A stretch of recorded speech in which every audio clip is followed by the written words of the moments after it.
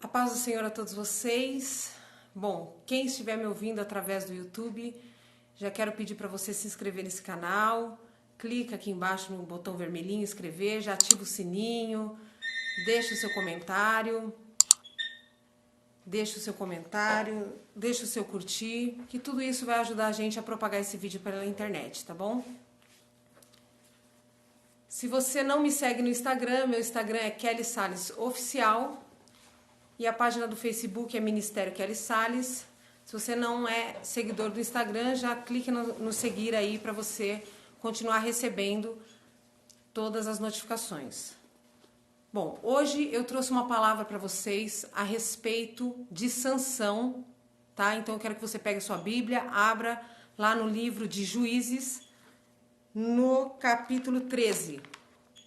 Juízes, capítulo 13, fala a respeito de Sansão, que é um personagem super conhecido, até pessoas que não são evangélicas, que não têm o costume de ler a Bíblia, conhecem a história de Sansão, porque é uma história muito conhecida até mesmo no mundo secular.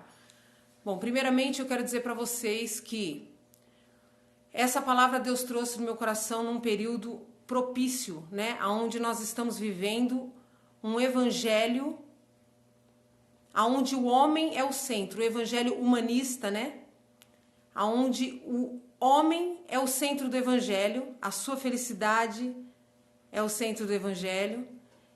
Depois do evangelho da prosperidade que veio, né? Fez um grande sucesso. Muitos vieram até Cristo com essa maneira errônea, né, de almejar a prosperidade. Agora nós estamos vivendo no evangelho onde o homem é o centro de tudo, onde o homem é o centro de tudo e a sua felicidade, ela vale qualquer preço, né? Isso vai contra o que está escrito na palavra de Deus.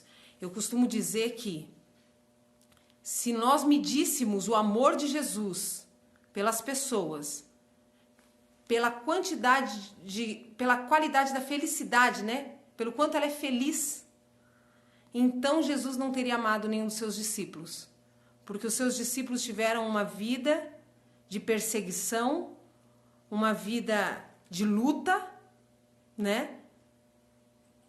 E, inclusive, o apóstolo Paulo diz que ele era esbofeteado, né, por Satanás, um espinho na carne, algo que o incomodava muito. E quando ele foi pedir para que Deus aliviasse aquilo dele, Jesus falou para ele o quê? A minha graça te basta. E no final, foram mortos de forma terrível, né? Foram mártires, foram assassinados por amor do evangelho. Então, nós concluímos que a sua felicidade, ela não mede o amor que Jesus tem por você. Porque Jesus não tem os olhos nesta vida, Jesus tem os olhos na eternidade, né? Jesus, ele vive na eternidade. Então, para Deus, importa que você seja salvo, para que você conheça o que é a felicidade, para que você entre na eternidade e aí sim você seja feliz. Amém? Então, nós vamos começar a falar dessa palavra a respeito de Sansão, porque essa palavra de Sansão, ela joga por terra todo esse pensamento humanista, né? Aonde você é o centro, aonde você é o ponto fraco de Deus, né? Aonde Deus faz qualquer coisa para te ver sorrir, tá? A palavra de Sansão, ela vem para jogar isso por terra. Primeiramente, eu quero falar para você que Sansão, ele veio de uma promessa, né? O povo de Israel estava sendo perseguido pelos filisteus e Deus teve a ideia de trazer Sansão à terra antes do seu nascimento. Deus já projetou. Sansão vai ser aquele que vai livrar o povo da mão dos filisteus. Então, ele veio de um propósito do coração de Deus. Pensa, nem existia ainda e Deus já estava sonhando com ele e pensando, vou trazer à terra um homem que vai livrar o meu povo das mãos dos filisteus. Então, ele veio com um propósito, né, do coração de Deus, e ele veio debaixo de uma promessa. Os pais dele eram estéreis, né? A mãe dele era estéril e um anjo apareceu para a mãe dele e disse assim para ela: você é estéril, mas você vai gerar um filho e esse filho ele vai ser especial. Deus falou isso para ela. O seu filho vai ser diferente, ele vai ser especial. Ele não vai beber bebida forte, não vai passar navalha na sua cabeça, porque ele vai ser um nazireu de Deus, ou seja, ele vai ser um homem separado, diferente dos outros. O que eu tenho com seu filho não é o que eu tenho com todo mundo. Ele vai ser mais santo que todo mundo, ele vai ser diferente, ele precisa ser diferente. E era tão forte essa promessa que a Bíblia diz que no ventre da mãe dele, Deus já falou para a mãe dele se santificar. A mãe dele já não podia comer nada impuro, imundo. Porque a obra de Deus na vida de Sansão era tão forte que começou desde o ventre da mãe. A mãe já começou a ser santificada para que o filho viesse à terra por este propósito. Então, será que você está conseguindo entender a importância de Sansão na história do povo de Israel? Na história, né, do povo de Israel, Sansão era alguém de tremenda importância. Ele era muito importante. E a Bíblia diz que ele era cheio do Espírito Santo desde criança. Desde criança ele era cheio do Espírito Santo. Mas a Bíblia diz que ele tinha algumas qualidades, né? Alguns detalhes no seu temperamento que não agradavam a Deus, né? Sansão, ele era um cara que ele se deixava levar pelos olhos dele, ele era um cara esquentado. Ele era um jovem desobediente aos pais, tá? Se você tá com a Bíblia aberta, você pode ir lá no capítulo 13. No capítulo 14, os pais de Sansão falam para ele assim: filho, não se envolve com essa mulher filisteia, não se envolve com essa mulher que não é do povo de Deus. Porventura não tem mulher aqui do nosso povo para que você vá buscar mulher do povo dos nossos inimigos? E Sansão dá uma resposta ao seu pai e diz assim: traz essa mulher para mim, porque ela agrada os meus olhos. Então Sansão, ele não tinha os olhos focados na promessa, nem no propósito que ele tinha. Não, ele tinha os olhos nas coisas aqui desse mundo, né? Ele se deixava levar. E por vários momentos, né, no capítulo 14, no capítulo 15, a Bíblia nos mostra a respeito do temperamento de Sansão. E uma coisa interessante que Deus colocou no meu coração é que ele tinha dois detalhes, que um é o que a gente comete quando a gente é jovem, o outro é quando a gente comete quando a gente entra na nossa vida adulta, tá? O primeiro defeito de Sansão era a desobediência. Quando ele era jovem, ele já era desobediente aos pais, né? E muitas vezes nós, quando somos jovens, nós somos assim, nós achamos que temos a razão em tudo, e somos desobedientes não só aos nossos pais, mas como aos nossos pastores. E até mesmo somos desobedientes a Deus, né? Quantas vezes Deus fala para você, não é tempo de você namorar. E você vai lá e toma a sua decisão e vai namorar. Quantas vezes os seus pais falam para você, filho, não é para você tomar esse caminho, não é para você andar com essa amizade. Mas você é dono do seu nariz.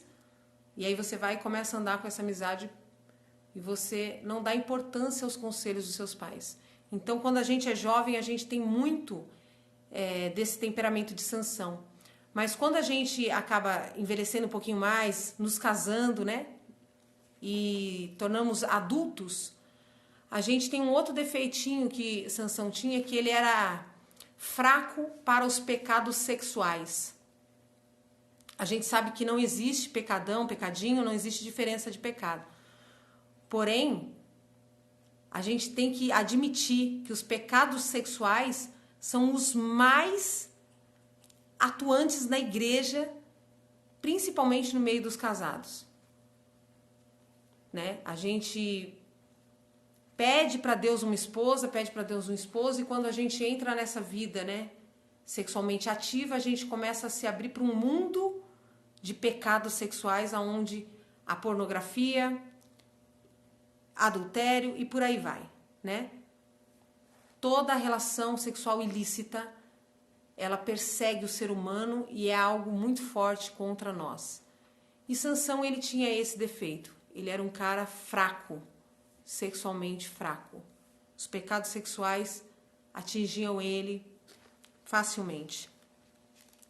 E o que eu quero dizer para você é o seguinte, é que mesmo Sansão tendo um propósito divino, importantíssimo, veio à terra por um propósito, mesmo ele sendo filho de crente, mesmo ele sendo filho de promessa, mesmo ele sendo criado na igreja, mesmo ele sendo diferente, ele tendo um propósito de santificação diferente de todo mundo, mesmo ele sendo cheio do Espírito Santo, mesmo assim, Deus permitiu que Sansão colhesse tudo que ele plantou na vida de pecado que ele levou.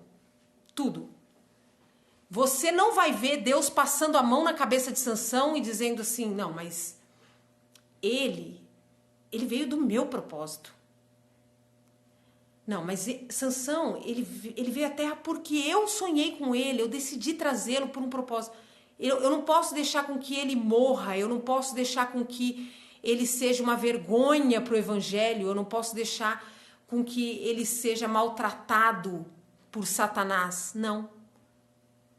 Você vê Satanás pegando a vida de Sansão e fazendo dele um palhaço, um bobo da corte. A Bíblia diz que ele, depois de muito pecar, teve uma hora que Deus deu um basta. Deus até que foi muito paciente com Sansão, da forma como ele tem sido comigo e com você. Às vezes dá até a impressão que Deus ele tá de bom humor hoje em dia. Porque você olha para a pessoa peca, não acontece nada. Parece que tá ficando tudo elas por elas. Deus não está vendo, não é assim? Mas eu quero dizer para você que Deus ele vai dando corda, ele vai te dando chance, porque Deus ele é riquíssimo em misericórdia. Mas tem uma hora que basta. Tem uma hora que o pecado ele chega no nariz de Deus e ele fede. E Deus dá um basta. E aí é onde é a hora da colheita. A palavra do Senhor diz que de Deus não se zomba. Tudo que o homem plantar, certamente ceifará. E é nessa hora que Sansão é capturado pelos filisteus. E a Bíblia diz que eles furam os seus olhos. O colocam para trabalhar rodando em volta de uma moinha. E ele serve de bobo da corte. As pessoas levam ele para o meio no centro, lá onde estavam os chefes dos filisteus. E ali ele é chacoteado, ele serve de vergonha, ele serve de bobo da corte, ele serve de piada para o inimigo. Em nenhum momento você vê Deus interferindo nessa colheita. Apesar de Sansão ter sido aquele menino que nasceu no coração de Deus, que Deus tinha um propósito tão lindo, tão forte e poderoso, o Espírito Santo andava com ele. A Bíblia diz que o Espírito Santo de vez em quando visitava, no Velho Testamento, gente. Ou seja, vira e mexe, o Espírito Santo descia a terra para encontrar com Sansão. E olha lá, o que aconteceu com a vida dele? Virou piada do inimigo, virou vergonha do evangelho e viveu aquela coisa terrível que ele viveu. Leia lá qual foi o fim. E a Bíblia diz que Sansão, ele ainda foi lá e matou os filisteus. Ou seja, o plano de Deus, o propósito de Deus foi cumprido. Não pensa você que Deus não vai cumprir o propósito dele, porque você não está na posição. Deus vai cumprir o propósito dele. Porque o plano de Deus, ele é soberano. O propósito de Deus é soberano. Então, Deus ele vai cumprir o propósito dele, estando você na posição ou não. Deus vai cumprir. Porque se você não fizer o que Deus te mandou fazer, Deus vai levantar outro e vai fazer no teu lugar. Porque o plano de Deus vai se cumprir. A obra de Deus não para. Mas Sansão teve aquele final que eu costumo falar que é um final desgraçado. A vida dele foi desgraçada, gente. O final dele foi muito triste. Porque talvez ele se achava importante demais para que Deus pesasse a mão nele. E eu estou aqui hoje para te entregar essa palavra. Não se sinta importante demais para que Deus não venha cobrar de você aquilo que Ele tem requerido de você. Não se ache importante demais acima do bem e do mal e acima da palavra. Deus, Ele é fiel. A sua palavra. Então, se você plantar, você vai colher. E a colheita do pecado é a morte. Não tem outra colheita para o pecado. É a morte. É uma palavra dura? É uma palavra dura, mas eu sou muito desconfiada de pessoas que só trazem palavra de bênção. Eu sou muito desconfiada disso. Existem pessoas que a gente segue, que a gente percebe e fala, meu Deus, é só bênção. Deus não tem uma palavra de correção para a minha vida. A Bíblia diz que Deus corrige aquele que Ele ama. O filho que Ele ama, Ele corrige. É por isso que eu estou aqui com essa palavra. É por isso que eu estou aqui com essa palavra. Porque Deus está te alertando. Não se ache acima do bem e do mal. Não se ache acima da palavra de Deus. Se você está plantando pecado, você vai colher morte. Deus está dando corda. Deus está dando chance. Deus é riquíssimo em misericórdia, mas que nós venhamos a nos converter e nos arrepender hoje, antes que chegue o basta de Deus e a colheita comece na nossa vida. Que Deus abençoe a sua vida, que você fique com essa palavra e que você fique firme em nome de Jesus.